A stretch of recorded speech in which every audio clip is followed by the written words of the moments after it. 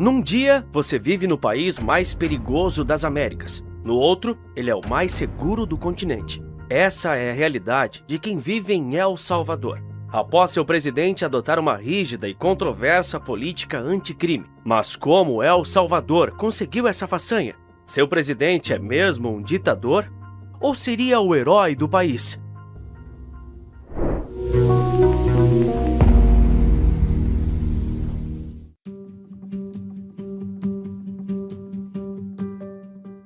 Nayib Bukele, o homem que revolucionou a estratégia de combate à violência em El Salvador ao implementar um modelo de segurança radicalmente diferente.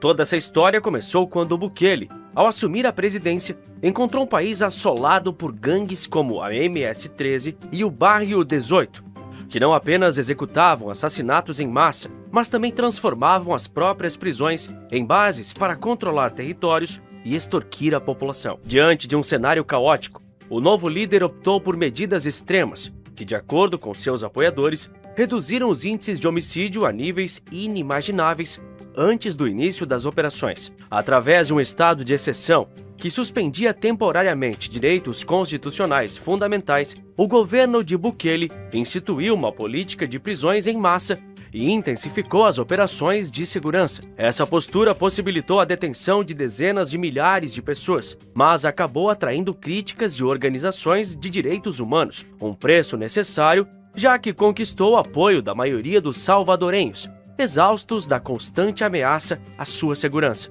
E além da repressão, a estratégia de Bukele incluiu uma transformação profunda do sistema penitenciário. Antigamente, diversas unidades prisionais funcionavam como verdadeiros centros de poder para as gangues, onde líderes criminosos organizavam atividades e mantinham redes de influência que se estendiam para além dos muros das instituições. Com o novo modelo, essas prisões foram completamente reestruturadas, transformando-se em instituições de segurança máxima, com controle rigoroso e acesso externo severamente limitado. Investimentos foram direcionados para a modernização da infraestrutura prisional, com o objetivo não apenas de isolar os infratores, mas também de impedir que as prisões continuassem a ser utilizadas como extensões do poder criminoso. Essa modernização, combinada com sistemas de vigilância contínua e um aparato de segurança reforçado, estabeleceu um novo padrão no combate à criminalidade, contribuindo para que El Salvador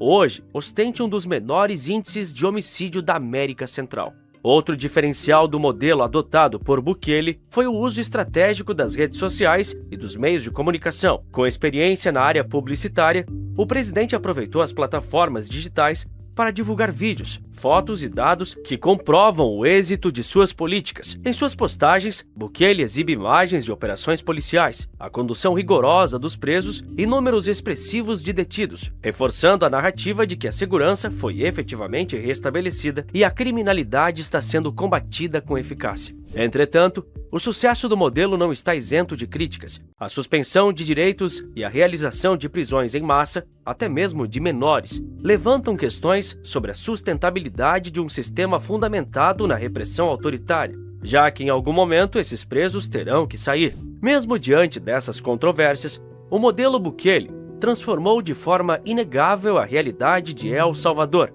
O país que outrora era sinônimo de violência e impunidade, hoje exibe cifras impressionantes de redução de homicídios. E você sabe o que está bem no centro dessas conquistas? A construção do Secote, que pode ser considerada uma das prisões mais rígidas do mundo.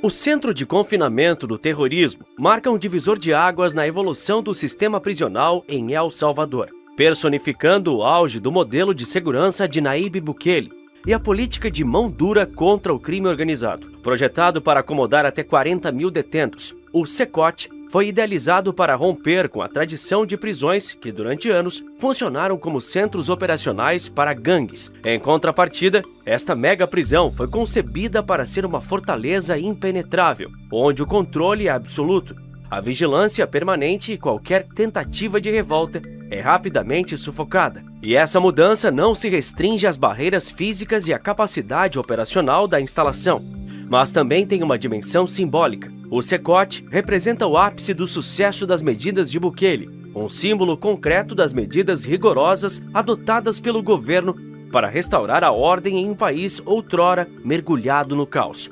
Situado em uma área isolada de Tecoluca, o complexo é composto por diversos blocos celulares interligados, com paredes de concreto espesso e sistemas avançados de vigilância que monitoram continuamente todas as áreas da prisão. Cada elemento foi planejado para inibir a comunicação entre os detentos e impedir qualquer tentativa de fuga. O acesso ao complexo é rigorosamente controlado, contando com múltiplas barreiras físicas, como muros elevados e cercas eletrificadas, além de um sistema de câmeras estrategicamente distribuídas por todo o recinto. Internamente, os presos são submetidos a condições que visam reduzir ao máximo a possibilidade de reintegração às redes criminosas. Não há visitas e os períodos destinados a atividades externas são extremamente restritos, reforçando a ideia de que, uma vez dentro do Secote, o contato com o mundo exterior é praticamente inexistente. Para além de sua função punitiva, o Secote se transforma em uma poderosa ferramenta de comunicação para o governo de Bukele, que se aproveita das mídias sociais para reforçar a ideia de que está sempre trabalhando para garantir a segurança da população. Ao divulgar imagens e vídeos do interior da mega prisão, nos quais detentos, muitos pertencentes a gangues notórias, como a MS-13 e o Barrio 18, são mostrados sob condições de confinamento extremo, Bukele constrói uma narrativa de eficácia nas suas medidas, enfraquecendo a sua oposição. Na prática, esses registros visuais servem não só para tranquilizar uma população há muito tomada pelo medo da violência, mas também para projetar uma imagem internacional de um país que conseguiu reverter um legado de impunidade e caos, mostrando que é possível dar um jeito no problema da criminalidade crônica e que o preço não é tão alto assim. A proibição de visitas e as limitações extremas nas atividades dos detentos são apontadas como práticas que podem resultar em abusos e na degradação dos direitos fundamentais dos presos, enquanto o governo celebra a queda dos índices de homicídio como um sucesso incontestável. Críticos afirmam que medidas autoritárias dessa natureza podem ter consequências negativas a longo prazo, como o aumento de detenções arbitrárias e o comprometimento do acesso à justiça. No entanto, não é isso que a população salvadorenha pensa. Esses presos, sobretudo aqueles que por anos foram envolvidos com gangues e organizações criminosas, tiveram a chance de se redimir ou ter visitas e atividades aqui fora. Agora chegou o momento em que eles precisam ser presos para que a população comum e trabalhadora possa viver em paz e ter os luxos e regalias de uma vida normal, que por décadas foram tomados pelo medo da violência. No entanto, esse ainda não é o fim da polêmica envolvendo Bukele e o Secote. Frequentemente comparado a outras mega-prisões internacionais, o Secote se destaca pela combinação de tecnologia avançada, controle rigoroso e uma mensagem política contundente. O crime não encontrará espaço para se organizar, seja dentro ou fora dos muros. No entanto, sendo apenas uma prisão, ele é apenas um gasto necessário, mas ainda um gasto. E é por isso que o governo de Bukele pretende transformar o Secote e outras prisões em oportunidades de negócios. Partindo da mesma linha de suas ambições com criptomoedas, Bukele já demonstrou que é um cara com pensamento empreendedor e que não quer perder uma oportunidade de aumentar a renda de seu país e trazer mais qualidade de vida para a população. Para isso, ele quer transformar suas prisões em negócios. E o que está no centro disso? O novo governo de Donald Trump. Mas será que, mesmo querendo, esses dois podem trabalhar juntos no assunto? A proposta inovadora de Nayib Bukele de acolher presidiários estrangeiros, especialmente dos Estados Unidos, mas de etnias diversas, no Secote, tem gerado grande repercussão jurídica internacional, possivelmente inaugurando uma nova era no direito criminal caso saia do papel.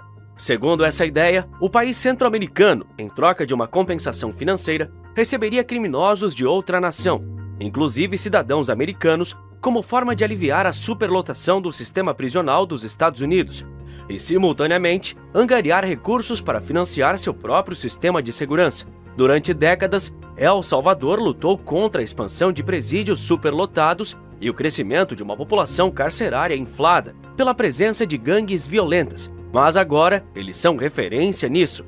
Inicialmente, a proposta recebeu uma recepção positiva entre os aliados políticos de Bukele, contando com o apoio de figuras influentes nos Estados Unidos, como o senador republicano Marco Rubio, que chegou a visitar El Salvador no mês de janeiro, e o presidente Donald Trump, que enxergam nela uma solução prática para os problemas do sistema de justiça penal norte-americano. Além disso, alguns veem essa iniciativa como um exemplo de cooperação internacional inovadora no momento em que países buscam alternativas para enfrentar desafios como a superlotação nas prisões. Entretanto, como tudo que parece bom demais para ser verdade, a proposta levanta uma série de questões jurídicas, principalmente no que diz respeito à legalidade da transferência de cidadãos americanos para um sistema prisional estrangeiro, sem a observância dos trâmites legais dos Estados Unidos. Especialistas afirmam que essa medida pode violar direitos constitucionais, como a proteção contra a deportação e as garantias de um julgamento justo, além de outros direitos processuais fundamentais. A Constituição dos Estados Unidos assegura que seus cidadãos não possam ser enviados para outros países sem a devida formalidade judicial, o que coloca a proposta em um cenário de intensa controvérsia. Por fim, há ainda uma garantia de que presos devem, na medida do possível, permanecer próximos de suas casas para viabilizar visitas, o que não seria possível em El Salvador. Enquanto alguns países consideram a iniciativa um modelo a ser seguido, outros encaram a medida como potencial desencadeador de disputas legais e diplomáticas. Como Trump e seus ministros se assegurariam de que direitos constitucionais americanos seriam respeitados em solo salvadorenho, através de pagamento, ou eles simplesmente não se importariam com isso? Além dos desafios legais, há também implicações políticas e estratégicas. Para Bukele, essa oferta reforça sua imagem de líder capaz de implementar soluções radicais e eficazes para problemas complexos. Para El Salvador, a entrada de uma nova fonte de receita por meio das taxas cobradas pela subcontratação do sistema prisional pode auxiliar na manutenção e aprimoramento da infraestrutura já existente, além de consolidar a imagem do país como um exemplo de transformação radical na redução da violência. Caso seja aprovada, a medida traria apenas vantagens para o país. Já para os Estados Unidos, a transferência de criminosos violentos pode ser vista como um meio de aliviar a pressão sobre um sistema prisional sobrecarregado e de altos custos. Em suma, a proposta de receber presidiários de qualquer nacionalidade, incluindo cidadãos americanos, reflete a ousadia e a transformação promovida pelo governo Bukele. Conhecido por não ser um político tradicional, que não está nem aí para seus críticos, e muito menos para sua oposição, Bukele alcançou resultados econômicos e sociais impressionantes para a pequena nação da América Central. O chamado milagre salvadorenho não é apenas um feito político, mas um experimento radical que desafia tudo o que sabemos sobre segurança pública. Um modelo a ser seguido ou um alerta para o futuro? Seja como for, uma coisa é certa: o mundo inteiro precisa olhar para